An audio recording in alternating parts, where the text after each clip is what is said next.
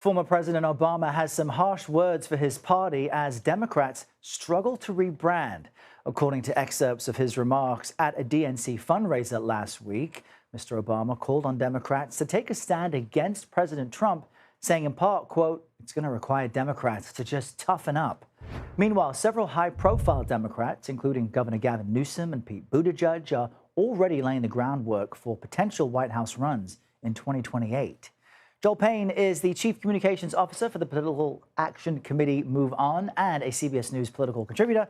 You should recognize him by now. He's been around for a while. He joins us now. Joel, good morning to you. Help us understand why this moment is so important for so many of the notable and recognizable names within the Democratic Party. Well, Errol, now is the time that you're doing some of the pre-work. You're building relationships, building networks, securing staff, securing funding, and starting to project to people if you plan on running and how you're going to do it and what your messaging is going to be.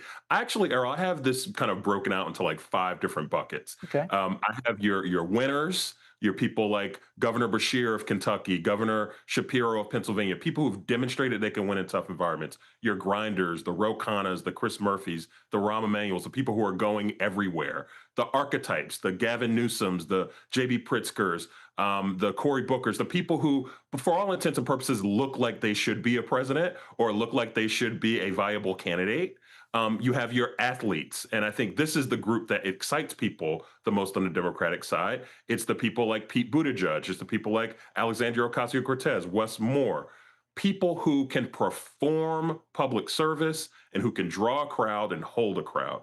And then I've got a non-politicians bucket, whether it's a Stephen A. Smith, a Jon Stewart, a Mark Cuban, someone Mm. who's a disruptor and who does not come from a traditional political lane. So I think you're going to see representation from all five of those buckets now pretty much up to the primary period for Democrats, starting to pop their heads up and starting to make themselves known, make it known that they're interested, and show what their value proposition would be if they decide to run. Stephen A. Smith loves that he's in one of your buckets, let me tell you. But very interesting strategy as you break down the possibilities here. What do you make then of former President Obama's advice at this DNC fundraiser to really buckle up and toughen up and get to work, I guess? Well, President Obama is not wrong, and I would not be a person to sit here and tell Barack Obama that his political analysis is right or wrong.